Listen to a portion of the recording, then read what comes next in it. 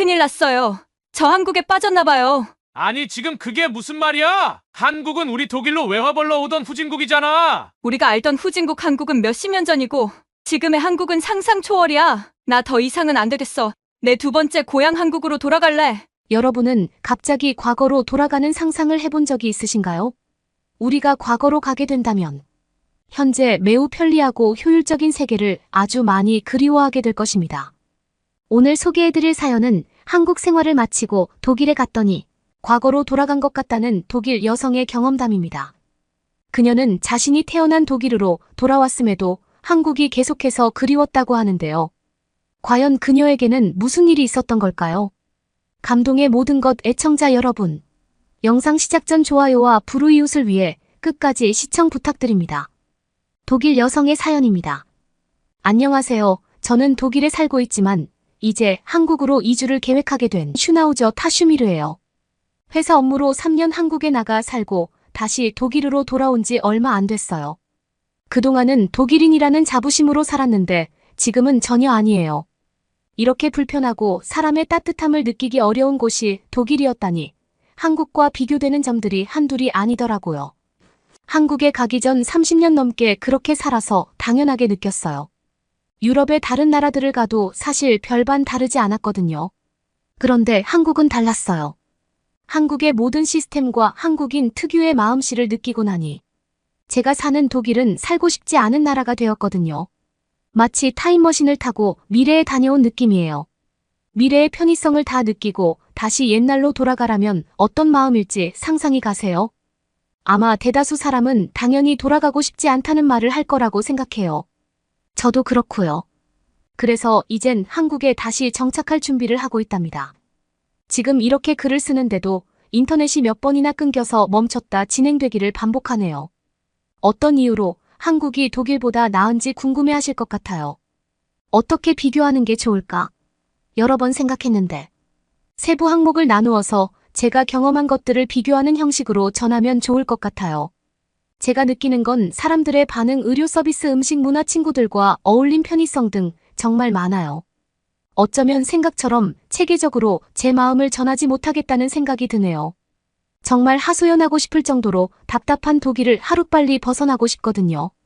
정말 그리운 것 중 하나는 교통이에요. 독일은 개인 자동차가 없으면 어디 이동하기 어려워요. 물론 지하철이 다니는 도심에 산다면 이야기는 다를 수 있죠. 하지만 상당한 집값을 감당하며 살아야 해요. 독일 내 그 비싼 집값을 감당하며 도심에 살 수 있는 사람들은 생각보다 많지 않아요. 비율적으로요. 그렇다고 도심의 지하철이 빠르고 좋은 것도 아니에요.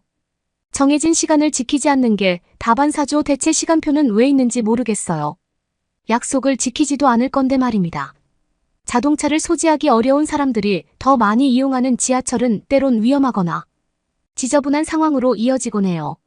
그래서 저 역시 독일 내 지하철은 되도록 이용하지 않죠. 버스도 부끄럽지만 크게 다르지 않아요.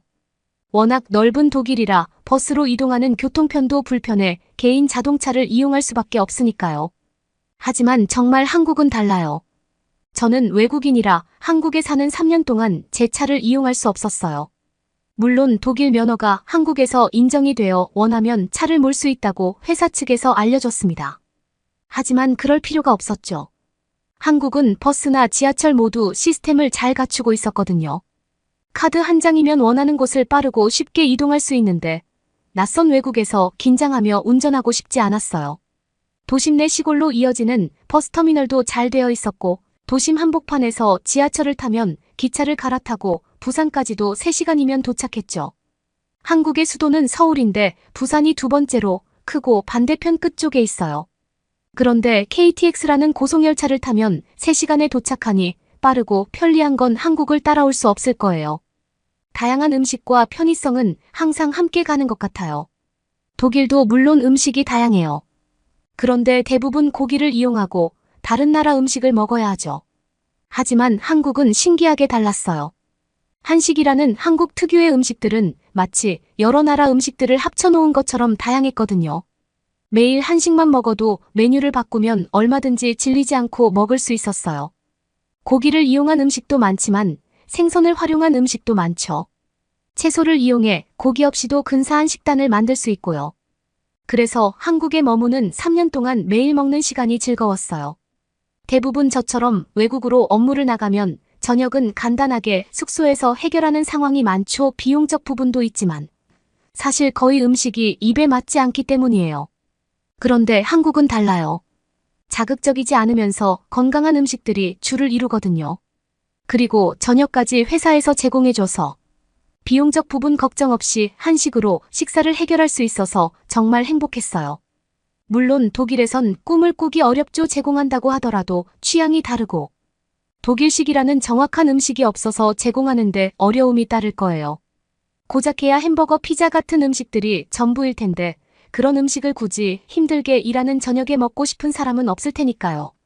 진짜 한국은 편리하다는 생각 든 건 배달 애플리케이션 때문이었어요. 물론 독일 내에서도 배달은 가능해요. 피자 같은 일부 음식들은 배달에 익숙한 건 너무 분명하죠. 한국에서도 유명한 도미노 피자처럼 말이에요. 하지만 사람이 늘 피자만 먹고 싶은 건 아니잖아요. 다른 게 먹고 싶으면 가족 중 누군가는 그 식당으로 가야 해요. 포장을 해와야 하거든요. 하지만 한국은 달랐습니다. 스마트폰에서 간단하게 애플리케이션 하나만 깔면 끝이에요. 그곳에는 내가 지금 있는 위치에서 주문할 수 있는 음식들이 즐비하죠. 한국 사람들은 24시간 안 자는 사람들도 많은 것 같아요.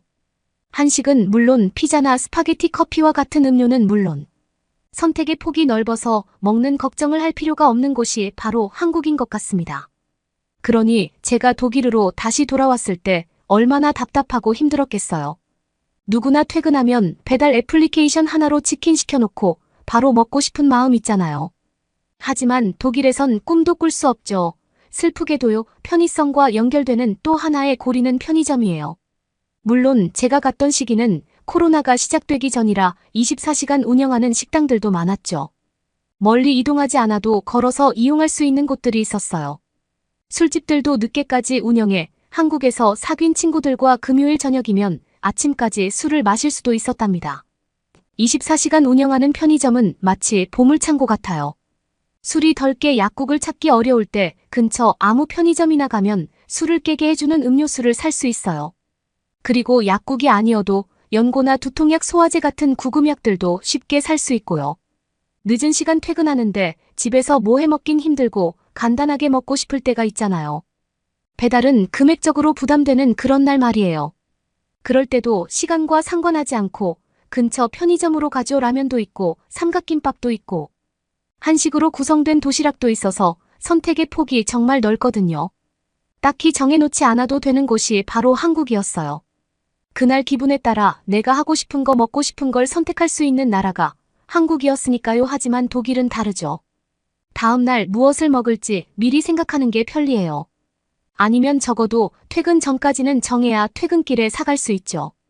사실 그래서 오늘 이 글을 작성하게 되었어요. 오늘 퇴근하고 차를 몰고 집으로 거의 다 왔을 때 갑자기 먹고 싶은 음식이 생각났거든요. 다시 차를 돌려 도심으로 가긴 시간이 늦었어요. 그래서 한숨을 푹 쉬고 차를 세우고 집으로 들어갈 수밖에 없었습니다. 한국이었다면 당연히 배달 애플리케이션을 켰을 거예요. 그리고 주문하겠죠. 퇴근 시간엔 주문이 밀려오는데 30분 정도 걸리니 저는 그동안 씻고 집 정리를 하며 음식을 기다릴 테고요. 그걸 너무 잘 아니까 한국이 그리워졌어요. 하루 중 회사에서 보내는 시간이 많은 직장인이라면 제 말이 어떤 말인지 공감하실 것 같습니다. 퇴근하고 아무것도 신경을 쓰고 싶지 않은 날 먹고 싶은 것마저 먹지 못한다는 건 정말 말이 안 되잖아요. 그런데 슬프게도 독일은 그런 말도 안 되는 나라였던 거죠. 이런 슬픈 마음을 하소연하고 싶었어요. 그래서 사실 글을 작성하기 전 핸드폰을 들었죠. 한국에 있는 친구들에게 지금 이 마음을 전하고 공감받고 싶었거든요. 한국 친구들이 그립고 퇴근하고 저녁과 함께 먹었던 소주 한 잔이 먹고 싶은 딱 그런 날이었으니까요. 하지만 전인의 핸드폰을 내려놓을 수밖에 없었습니다. 한국은 막 출근 준비를 하는 바쁜 시간이라는 걸 알았거든요. 출근 시간이 지나도 회사에 업무 중일 테니 이런 사적인 이야기를 하러 전화할 수 없잖아요. 그렇다고 한국 친구가 퇴근할 시간까지 기다릴 수도 없었죠. 한국의 저녁 시간은 독일의 아침이라 아침부터 한국이 그립다고 한국인 친구에게 푸념을 늘어놓으면 출근하기 싫어질 게 뻔하니까요. 이 점도 참 마음에 안 들었습니다. 한국 친구들과 소식을 주고받고 목소리를 듣고 싶어도 마음대로 하지 못했어요. 이런 그리움을 담아 독일 내에 있는 한국 음식점을 가기도 했죠. 예전에 비해 독일 내에도 한국 음식을 파는 음식점들이 상당히 늘었거든요. 카페도 한국에서 보던 그 느낌 그대로 느낄 수 있는 곳들도 생겨나고 있어요. 그래서 그리운 마음에 몇 번 갔는데 그때마다 실망감으로 마음만 더 상해 돌아왔답니다. 저는 한국에서 3년을 살았잖아요. 독일에서 한국에 아직 못 가본 독일인 친구들은 그 한국 식당 음식이 맛있대요. 하지만 저는 조금 아쉬운 느낌이 들었어요. 한국에서 먹던 맛과 조금 달랐거든요. 어떤 곳은 한국에서 먹던 음식과 전혀 다른 음식이라는 느낌을 받는 곳도 있었죠. 한국이 그리워서 방문했지만 오히려 한국이 더 그리워지는 곳이었습니다. 그리고 결정적인 건 한국에서 자주 먹어서 음식값을 아는데 독일은 터무니없이 비쌌어요. 독일이 원래 물가가 비싸기는 하지만 이 돈이면 몇 가지 음식을 더 시킬 수 있는데 하는 아쉬움이 생길 수밖에 없었죠. 그런 저에게 더 상처를 준 건 독일인 제 친구들이었어요. 독일으로 돌아오고서 저는 외톨이가 된 느낌이었어요. 제가 느끼는 이 감정을 이해해줄 사람이 없었죠. 한국인 친구들처럼 공감이 필요했을 뿐이거든요. 다들 그렇잖아요. 친구에게 하소연할 땐 어떤 해결책을 바라는 게 아니라 속상한 마음을 털어놓고 싶은 것. 그거 하나니까요. 한국인 친구들은 언제나 그랬어요. 회사 업무로 힘들거나 독일인 친구들과의 사이로 속상한 마음을 표현하면 언제나 귀담아 들어주고 제 입장에서 마음을 헤아려주기 위해 노력했죠. 저도 그 마음을 너무 잘 알아서 이내 마음을 추스르고 다시 건강한 일상으로 복귀할 수 있었어요. 그래서 다른 한국인 친구들이 우울한 마음을 표현하면 저 역시 해줄 수 있는 건 들어주는 것뿐이라 들어주고 맛있는 음식을 먹으며 기분을 풀기 위해 시간을 함께 보냈죠. 그런데 독일인 친구들은 아니었습니다. 한국인들처럼 직업의 다양성을 인정하거나 다른 사람의 삶을 공감하는 것들이 잘 이루어지지 않아요. 사적인 공간이라 생각해 마음을 잘 터놓지 못하거든요. 몇 번 터놓았는데 어떤 해결책을 제시하려고 애쓰는 친구로 마음이 상하고 더 이상 이런 이야기는 전하지 않게 되었습니다. 가끔 그런 생각도 했어요. 이런 이야기들을 터놓고 밤새 이야기할 수 있는 공간이 독일에는 없어서 그런 걸까 하고 말입니다. 독일은 넓은 땅덩어리만큼 개인 공간 확보나 개인 생활 보호가 일상이 되고 이건 사람들 사이에도 마찬가지인 것 같아요. 한국은 타인에게 관심이 없어 보이지만 한번 마음을 열면 진심으로 다가가는 부분들이 든든하게 느껴지죠. 그래서 독일으로 돌아온 제가 한국을 더 잊지 못하는 것 같습니다. 모든 조건이 불편해도 마음 붙일 수 있는 사람이 있다면 그래도 버틸 수 있을 텐데 마음을 기대고 공유할 친구마저 한국에 있으니 독일이 점점 힘들어지더라고요. 그런 생각들을 하고 회사에 다니니 제 몸이 건강할 리 없었어요. 마치 사랑에 빠져 누군가를 상당히 그리워하는 것처럼 전 한국을 그리워하고 있었기 때문이죠. 그런 상태로 회사 업무를 강행했기에 결국 저는 쓰러지고 말았어요. 회사 앞 도로를 걷다가 픽 쓰러지는 바람에 구급차를 타고 병원에 도착했죠. 피로가 쌓여 있고 영양 상태가 좋지 못하다는 소리를 들었어요. 그리고 제 의식이 돌아오자 수액을 맞을 거냐고 물었죠. 저는 아니라고 답하고 일어섰어요. 그리곤 한국으로 돌아가야겠다고 마음먹게 되었습니다. 한국에서도 똑같이 쓰러진 적이 있었어요. 그때는 독일에서 한국에 간 지 얼마 안 될 때였죠.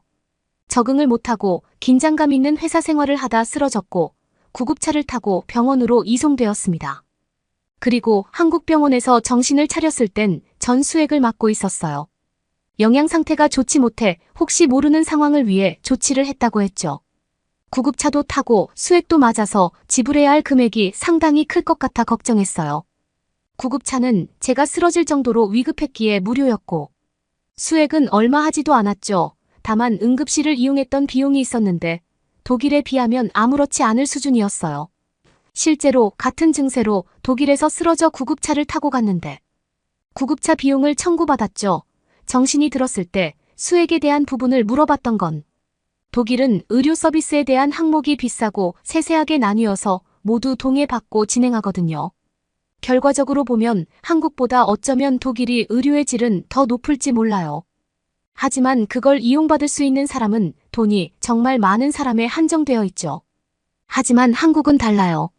독일에 준하는 의료진을 갖추고 의료보험 시스템이 상당히 잘 되어 있어서 모든 사람이 그 혜택을 누릴 수 있었습니다. 저 역시 외국인이지만 회사 내 의료보험 가입자로 되어 있어서 혜택을 받을 수 있었고요. 나중에 안 사실인데 몇몇 의료 분야에서는 오히려 독일보다 한국이 우세할 정도로 세계 우위에 있는 의료 과목들도 있었습니다. 특히 치과인데 이 부분은 나중에 시간이 되면 또다시 글로 전하고 싶어요. 밤을 새워도 모자랄 것 같거든요. 결국 이런 불편함이 하나둘 모이다 보니 제가 독일에서 남은 인생을 살 수 없다는 확신이 들었습니다. 한국을 아직 경험하지 못하신 분들이라도 제가 독일에서 지내는 일상과 한국에서 고작 2년이었지만 지냈던 일상이 다르다는 걸 아셨다면 충분히 공감하실 것 같아요. 그래서 여름이 지나면 다시 한국으로 갈 준비를 차근차근히 하고 있답니다. 빨리 준비가 끝나서 한국 가는 날이 앞당겨지길 바라며 이렇게 한국을 그리워하고 있네요. 여러분은 이번 사연을 통해 어떤 것을 느끼셨나요? 한국에서 독일으로 돌아간 후 한국 생활을 그리워하게 된 슈나우저 타슈미르 씨의 사연이었습니다. 그녀는 다시금 한국으로 돌아갈 결심을 하게 되었는데요. 이렇게 먼 타국에서 한국의 매력을 느끼고 그리워하고 있다는 사실은 한국인인 저로서 정말 기쁘고 감사하다는 생각을 합니다. 슈나우저 타슈미르 씨의 이야기를 들으며 우리가 일상에서 너무나 당연하게 느끼는 것들이 어떤 사람에게는 큰 행복이 될 수 있다는 것을 다시 한번 깨닫게 되었는데요. 우리나라의 편리한 대중교통과 다양한 음식 문화 그리고 친근한 사람 및 효율적인 의료 시스템 등은 우리가 모르는 사이에 우리의 일상을 더욱 풍요롭게 만들고 있었습니다. 그러나 이런 것들이 항상 그대로 유지만 되는 것은 아닌데요. 우리가 이러한 가치를 깨닫고 그것을 지키려는 노력이 반드시 있어야 할 것입니다. 앞으로도 우리나라가 좋은 것들을 지켜내고 더욱 성장할 수 있었으면 좋겠네요. 구독과 좋아요 부탁드리며 사연자분께 전해드릴 댓글도 남겨주시면 전달해드리겠습니다. 그러면 더욱 감동적인 다음 사연으로 넘어가겠습니다. 해운대의 어느 지하철역 다가오는 위협에 황급히 도망치는 외국인 이윽고 외국인은 계단에서 굴러떨어졌고 주위로 몰려드는 비열한 인간들이 넘어진 외국인을 어깨에 들쳐 메고 납치합니다. 제발 우리 아빠를 살려달라고 얘기하는 외국인의 딸을 보며 희죽희죽 웃는 조직원들. 과연 이 외국인은 어떻게 되었을까요? 안녕하세요. 저는 아이슬란드에서 물리치료사를 하고 있는 도네란데 체이플러입니다. 물리치료를 하다 보면 단골 손님이 늘어서 사실상 휴가를 내기란 불가능하지만 이번에 병원에서 리모델링을 하느라 장기간의 휴가를 부여받아 큰 맘 먹고 여행을 다녀오기로 했는데요. 해외여행을 갔다 온 지는 거의 10년이 넘었지만 예전에 한참 다니곤 했던지라 안 가본 데가 없는데 한국이라는 선진국은 한 번도 갔다 와본 적이 없었기에 이번 기회에 다녀오려고 마음먹었습니다. 특히나 저희 아버지가 한국에 대하여 흥미가 있던 것이었기에 저로서는 사실 한국이 싫다고 해도 선택권이 없었습니다. 그런데 막상 한국으로 떠나기 직전이 되어서야 아버지는 사실 한국이라는 나라에 가고 싶지 않다고 얘기하면서 나는 괜찮으니 너라도 다녀오라고 내빼시는 게 아니겠습니까? 저는 이해가 안 됐기에 갑자기 왜 그러냐고 물어보았고 끝끝내 아버지는 대답하지 않으셔서 저는 고구마를 3,000개 먹은 기분이었습니다. 왜냐하면 저는 한국에 대해 관심도 없었는데 아버지가 다녀오자고 얘기한 뒤로부터 한국에 대해서 찾아보며 IT도 그렇고 과학도 그렇고 거의 모든 분야에서 다방면으로 발달한 최강의 선진국이 바로 한국이라는 것을 알게 되었던 것이었습니다. 그래서 저는 갑자기 왜 그러는지 이해가 안 되어 계속해서 추궁했고 아버지는 결국에 자신의 친구나 동료들로부터 한국이라는 후진국에는 절대로 가지 말라고 설득당했다는 것을 고백했습니다. 한국에 대한 소문은 저 역시 아이슬란드에서 많이 들어왔었지만 아무래도 헛소문인 게 분명했고 눈에 보이는 TV 속 광경은 한국이 더 없는 선진국이 확실하다고 알려주고 있었기에 저는 아버지에게 생활력도 좋고 기술력까지 뛰어난 한국이 어째서 후진국이냐고 되물었고 괜히 좋은 곳에 다녀오니까 시기 질투를 하여 친구들이 아빠한테 그런 말을 한 거라고 오히려 말대꾸를 했습니다.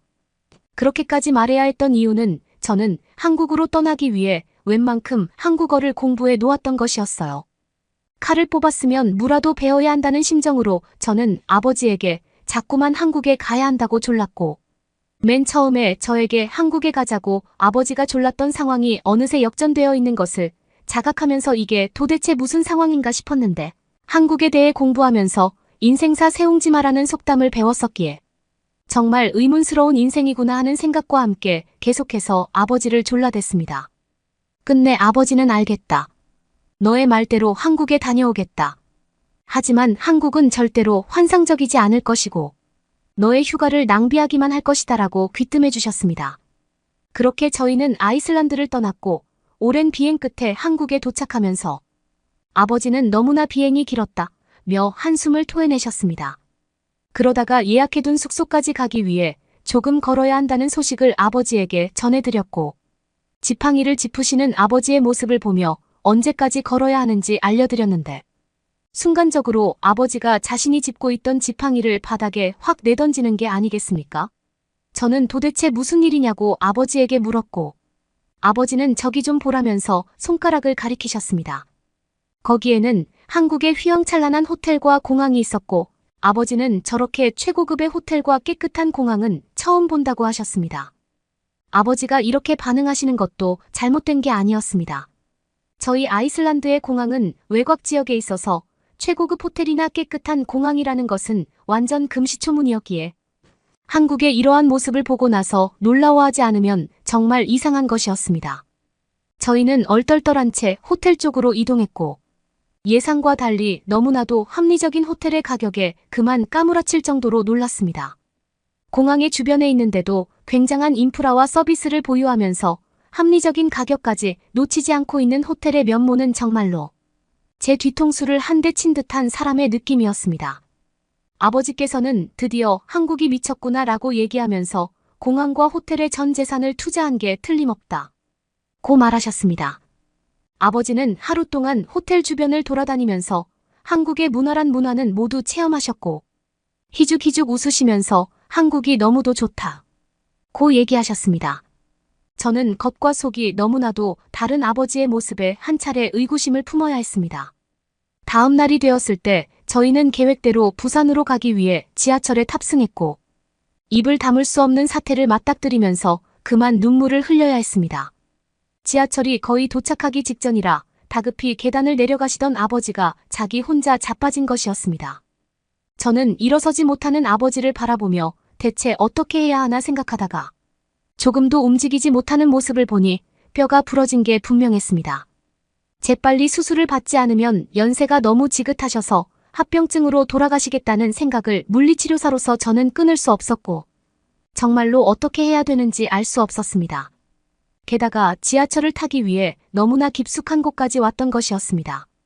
또한 저는 주위를 정찰하는 것도 쉬지 않아야 했는데, 아이슬란드의 지하철에는 노숙자와 거지들이 북적이기 때문에 쓰러진 사람을 도와주는 척하다가 가지고 있는 물품을 모두 훔쳐서 달아나는 도둑을 보는 것이 일상이기 때문이었습니다. 그러나 아버지는 주의 좀 그만 보라고 얘기하셨고, 한국은 절대 후진국이 아니라서 그런 파렴치한 사람들은 없을 거라는 표정으로 계속 저를 쳐다보셨습니다. 저는 아버지의 한국에 대한 인식이 언제부터 저리 변했는지 통할 수 없었고, 일단은 알겠다며 주위를 둘러보지 않는 척했지만 계속해서 정찰하는 것은 아무래도 그만둘 수 없었습니다.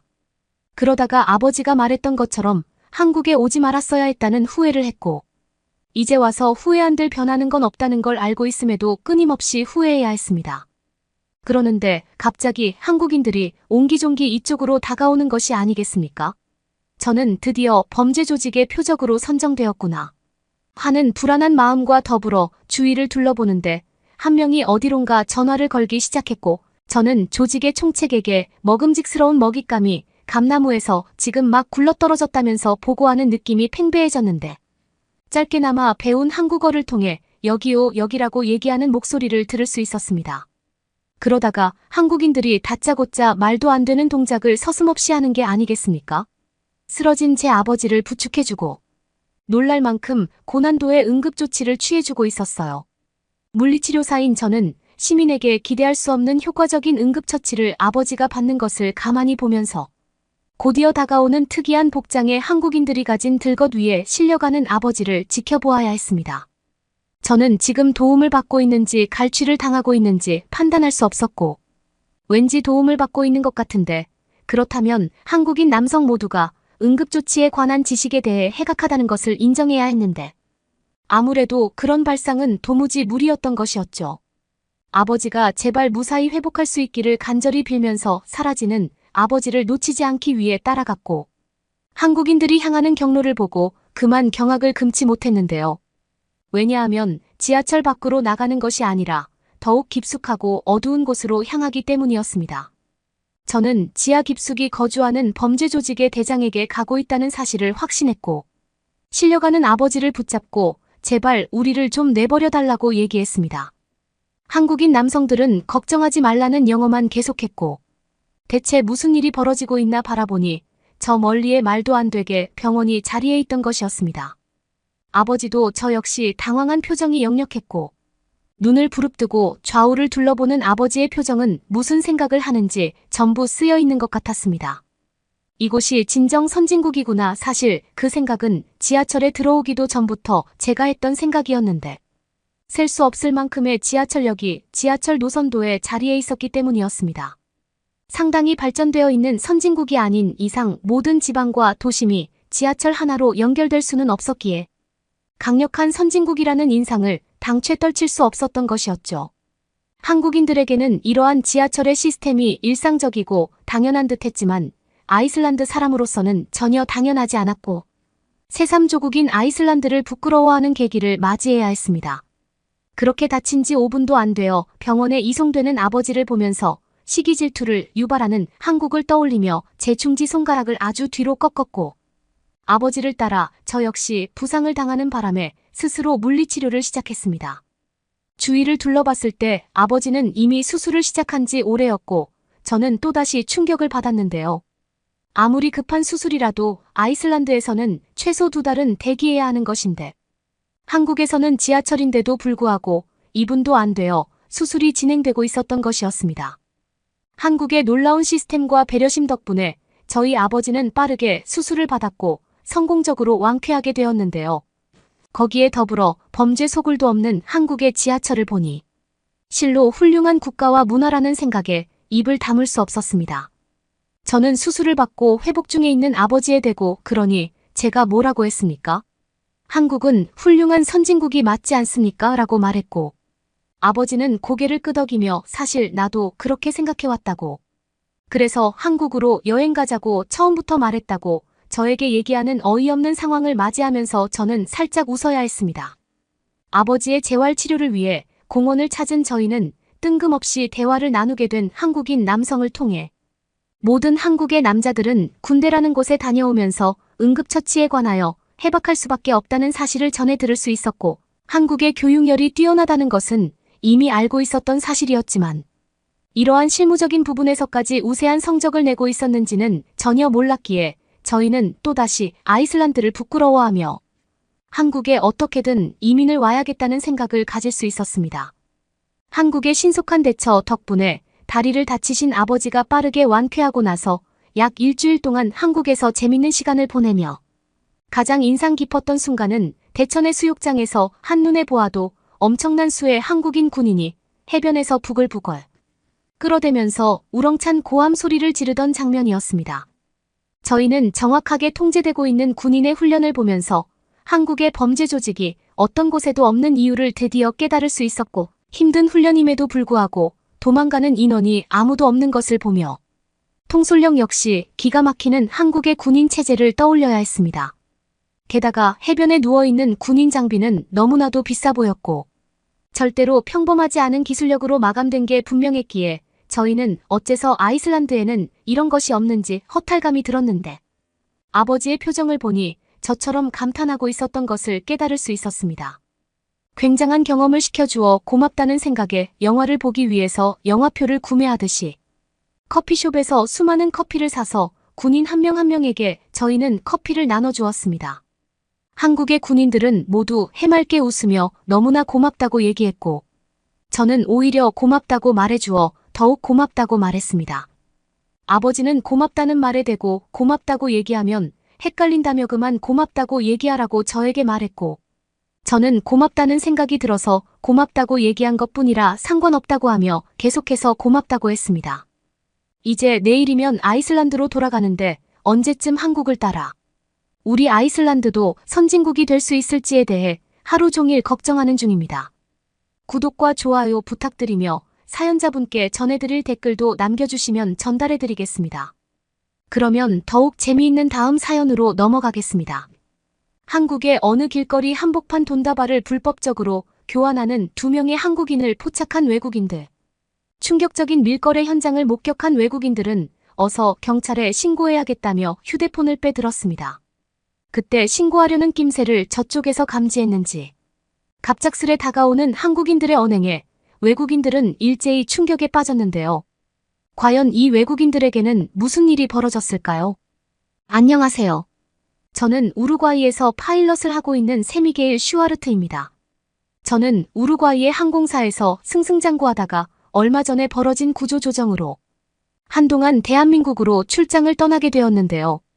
저희들은 언제나 영국으로 향하는 비행기 노선에 대단한 자부심을 갖고 있었는데 중국이나 다름없는 동양으로 향하는 비행기를 이제부터 탑승하게 되어 매우 부하가 치밀었습니다. 동양 국가를 방문한 적은 없어도 아무데나 쓰레기를 버리는 동양인의 낮은 시민의식은 비행기에서 일하면서 종종 봐왔기 때문이었습니다. 이제부터는 더 이상 우루과이에서 영국으로 갈 수 없고 한국으로 가야 된다는 이야기를 들었을 때부터 저의 머릿속에서는 피가 끓었지만 명령을 거부할 수 없었던지라 어쩔 수 없이 한국으로 향하는 비행기에 몸을 싣게 되었는데요. 그러나 저와 같은 항공사에서 일하는 스튜어디스들의 증언으로 한국인은 대부분 세련됐고 말끔하다며 우리가 봐왔던 수준 낮은 동양인은 대부분 중국인이라고 하여 저는 예상보다 다를 수 있겠다는 기대감을 잠시나마 품으며 한국으로 향했습니다. 확실히 텔레비전에서 보던 한국의 문화는 놀랍게도 선진국의 근본이기 때문이었어요. 아니나 다를까 인천공항에 착륙하자마자 저와 승무원, 동료들은 이렇게나 깔끔하고 멋있는 공항은 난생 처음이라면서 놀라워했는데요. 게다가 우루과이 공항 구석구석에서 벌어지는 생활형 범죄 때문에 저희의 주머니가 언제 털릴까 노심초사하고 있던 것이 부끄럽게도 한국의 인천공항은 너무나도 평화로운 분위기였습니다. 또한 저와 스튜어디스들을 위해 전용 식당까지 이곳에 있었기에 저희는 다짜고짜 그곳으로 향했고 손님들을 위한 것도 아니니 가보지 않아도 별로겠다는 말을 하는 몇몇의 스튜어디스들도 있었지만 저는 한국에 대한 부푼 기대감을 이끌고 식당 안으로 들어가자고 자꾸만 재촉했습니다. 그렇게 들어간 식당에서는 초호화 호텔에서나 볼 수 있을 법한 음식의 수준이 무료로 베풀어지고 있었고 대부분의 항공사에서는 밥값을 지출할 비용도 없다면서 사비로 점심을 대충 때우라는 명령이 많아 이런 수준의 복지는 꿈도 꿀 수 없는 게 당연했습니다. 저희는 난생 처음 보는 음식과 함께 디저트를 제공받으며 당연하다는 듯 배식을 받고 먹는 한국인들을 보며 부러움을 금치 못했습니다. 원래는 영국으로 가지 못한다는 생각에 자존심이 많이 상했었는데 막상 한국에 와보니 영국과는 비교도 할 수 없을 만큼 청결한 환경에 든든하게 배를 채울 수 있는 직원 복지까지 너무나도 호화스럽고 만족스러웠습니다.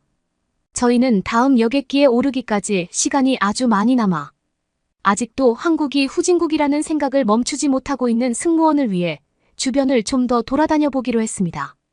저희는 주변에 있는 어느 한국인에게 인천공항에서 밖으로 나가는 출구를 물었고 그러고 보니 한국의 주언어가 영어가 아니라는 생각을 망각하고 있었는데 제 앞에 있는 한국인은 마치 우리를 위해 어디선가 영어를 배워온 것처럼 자연스럽게 영어로 안내해주기 시작했습니다. 저희는 그러한 모습에 놀라 자빠질 뻔했고 언어를 배우는 것이란 많은 돈과 경제적 기반이 마련되어 있지 않으면 불가능한 것이기 때문에 한국은 가난한 나라가 절대로 아니라 선진국이 분명해 보였습니다. 실은 제 앞에 있는 한국인의 모습은 겉보기에는 부자라고 생각되지 않을 정도로 다소 후줄근한 차림이었습니다. 피부는 엄청나게 타 있었고 꾀죄죄한 모습이라 겉보기에는 볼품없어 보이지만 자세히 보면 무슨 운동이라도 평소에 하는지 팔에는 근육이 선명하고 부각되어 있었기에 보아하니 티를 안 내는 부자가 분명했고 저희는 헤어지기 직전에 혹시 무슨 일을 하러 인천공항에 왔냐고 물어보았는데 부모님의 사업을 완전히 물려받으려고 필리핀으로 떠나려던 참이었다고 한국인은 말했습니다. 아무튼 저희는 정말로 고맙다며 작별 인사를 했고 그렇게 인천공항 밖으로 나갈 수 있었는데 그 즉시 저희는 깜짝 놀랐습니다. 밤에 도착했음에도 불구하고 한국인들은 모두들 아무렇지 않게 돌아다니고 있었습니다.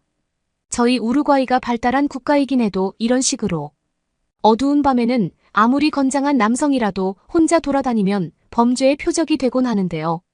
게다가 불법적인 행위나 약물 거래도 이때쯤 시작되곤 하기에 해가 지면 무조건 집에만 있어야 하는데도 불구하고 한국에서는 어른이나 아이나 휴대폰을 보면서 어두운 밤길을 걸어다니고 있었습니다.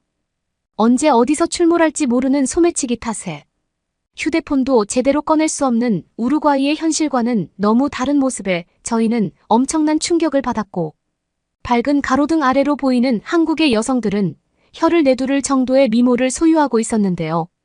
저희 우루과이에서는 승무원을 뽑을 때 가장 많이 보는 부분이 외모인데도 불구하고 저희의 스튜어디스 얼굴을 뭉갤 정도로 대부분의 한국 여성들은 뛰어난 수준의 외모를 자랑하고 있었습니다.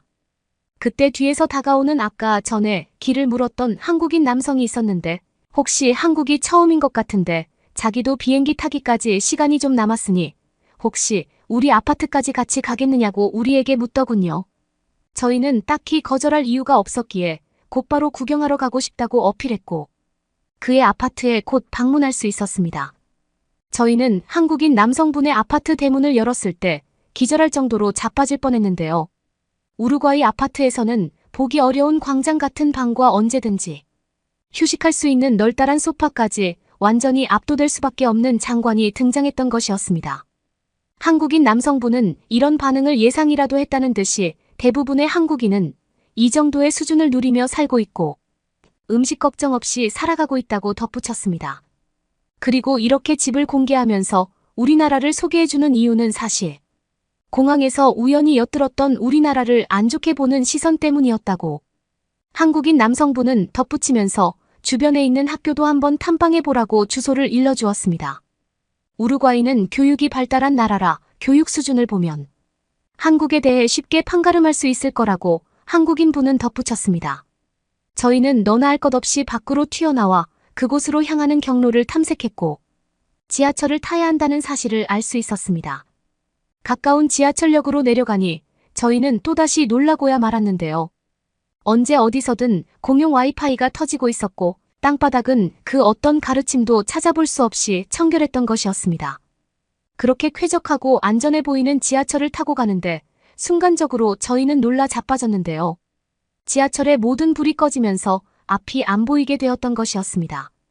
저희는 이런 식으로 교통수단이 갑자기 정전되면 어떻게 되는지에 대해 비행기를 이용하며 뼈저리게 느끼고 있었기에 어떻게든 탈출해야 한다는 강박관념을 가지고 바닥을 헤집고 다니기 시작했는데요. 옆에 있는 한국인 분이 대체 뭐 하고 있느냐고. 한국의 지하철은 가끔 이렇게 전기가 끊기니까 당황스러워하지 말라고 첨언했습니다.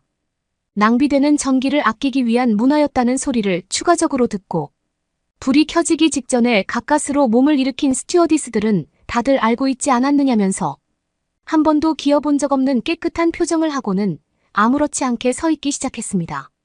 그리 긴 시간은 아닌 기간 동안 지하철을 타고 목적지에서 내리면서 펼쳐지는 외부의 광경에 저희는 또다시 경악을 금치 못해야 했는데요. 변두리 지역이라고 하여 대부분의 건물이 작고 규모도 낮을 거라 생각했지만 어디를 봐도 대단히 높고 기괴할 정도로 아름다운 건물이 자리하고 있던 것이었습니다. 저희는 머지않아 가까운 고등학교에 드디어 도착할 수 있었고 야밤이라 당연히 어두운 외관을 바라볼 줄 알았지만 대부분의 불이 켜져 있었으며 너나 할 것 없이 학생들은 자유롭게 돌아다니고 있었습니다. 그때 저희 앞으로 보이는 어느 여학생에게 혹시 학교에 들어갈 수 있겠냐고 물어보았는데 학생은 원어민만큼은 아니지만 꽤나 유창한 영어로 얼마든지라고 답해 주었습니다. 그러고 보니 피부색이 좀 다른 사람이 많았기에 이곳은 외국인을 포용해주는 외국인 학교가 분명해 보였는데 백인은 백인끼리 흑인은 흑인끼리 다니는 경우가 우루과이에서는 부지기수임에도 이곳의 학생들은 너나 할 것 없이 인종에 대해서는 무심한 채 서로 어울리고 있는 선진국의 분위기였습니다. 그것도 잠시 난데없이 모든 전기가 차단되면서 시끄러운 경보벨이 울리기 시작했고 저희는 얼떨결에 화장실을 이용하고 싶어 하던 한 스튜어디스 때문에 내부에 들어와 있던 참이라 무슨 실험을 하다 불이 난 것인지도 알 수 없어 재빨리 대피를 해야 했는데요. 드디어 한국에 전쟁이 벌어졌다는 어느 스튜어디스의 충격적인 말에 저희는 이 학교에 들어온 걸 후회했고 애초에 한국행 비행기에 탑승하지 말아야 했다는 것을 자각했습니다. 그렇게 비상계단으로 가까스로 빠져나오며 불길이 치솟는 장면을 보며 저희는 눈물을 흘렸습니다. 북한의 침공이 분명해 보였기 때문이었어요. 그러나 한국 학생들은 너무나도 침착했고 선생님들은 여유롭게 생수를 나르고 있었습니다. 저희는 그들의 재빠르고 믿음직스러운 모습에 어떻게 이런 상황 속에서도 침착하게 대응할 수 있는지 당최 알 수 없었지만 이내 상황이 종료되었다는 황당한 방송과 함께 다들 원래 있던 자리로 돌아가는 게 아니겠습니까? 어리 빠진 채 무슨 상황인지 이해하지 못하던 와중에 처음에 학교에 대한 질문을 받아준 학생이 이쪽으로 다가오면서 다음과 같은 충격적인 말을 저희에게 전해주었습니다. 이곳의 학교는 긴급 상황에 대비하여 반년마다 한 번씩 훈련을 실시한다고 한국인 학생은 말했습니다. 저희는 훈련에 대한 자각을 어느 정도 하고는 있었지만 모든 학생들이 너무나도 진짜처럼 행동했기에 이것은 분명히 진짜다라는 생각을 하면서 갑작스레 뛰쳐나왔던 것이었습니다. 왜냐하면 우루과이의 항공사에서도 이런 모의 훈련을 종종 하곤 하지만 대부분 비상 상황 따위를 가볍게 생각하며 흐느적거리며 움직이곤 했기에 한국인들의 진지한 모습에 저희는 당연히 실제 상황이겠거니 짐작했던 것이었습니다. 그렇게 저희는 한국의 놀라운 모습을 체험하고 공항으로 돌아가려는 찰나 한국의 길거리를 보면서 또다시 입을 쩍 벌려야 했는데요. 가난한 나라라는 모습은 어디에도 없는 채로 다들 깔끔하고 멋진 옷매무새를 자랑하는 반면 저희 우루과이 직원들은 영국의 길거리를 돌아다니면 꼴리지 않을 모습임에도 불구하고 너무나도 초라해 보였고 일부러 저희를 놀리는 듯한 한국의 느낌을 받아야 했습니다. 그러다 너무나도 말도 안 되는 상황이 정면에서 펼쳐졌습니다. 웬 남자가 대단히 많은 거금을 바로 앞에 아저씨에게 쥐어주는 것이 아니겠습니까? 저는 야밤에 벌어지는 마약 범죄를 목격하고 있다는 인지하에 경찰에 신고해야겠다는 생각을 했지만 경찰 번호를 알 수가 없어 고민하던 차. 한국인 2명이 알고 보니 경매를 진행하면서 만나게 된 관계였다는 것과 그 현장을 우연히 엿보았다는 것을 알게 되었습니다. 생각해보니 아무리 후진국이라 해도 이렇게 탁 트인 거래에서 마약 밀거래를 할 수는 없는 노릇이었고 저희는 잠시나마 한국을 낮게 보았던 과거의 자신을 질책해야 했습니다. 뒤늦게 밀려오는 수치심과 자괴감은 공항으로 향하는 저희의 발걸음을 재촉시켰고 그렇게 공항으로 향하면서 검색한 한국 학교에서 벌어지는 소방훈련에 대한 정보를 서로 공유하면서 또다시 놀라야 했는데요. 한국 학교에서는 비상 상황을 가정하여 매번 훈련하는 것에 대해 학생 대부분이 자부심을 갖고 있고 각 학교마다 발전기가 설치되어 있는 것이 당연하다는 내용이 발견되었기 때문이었습니다.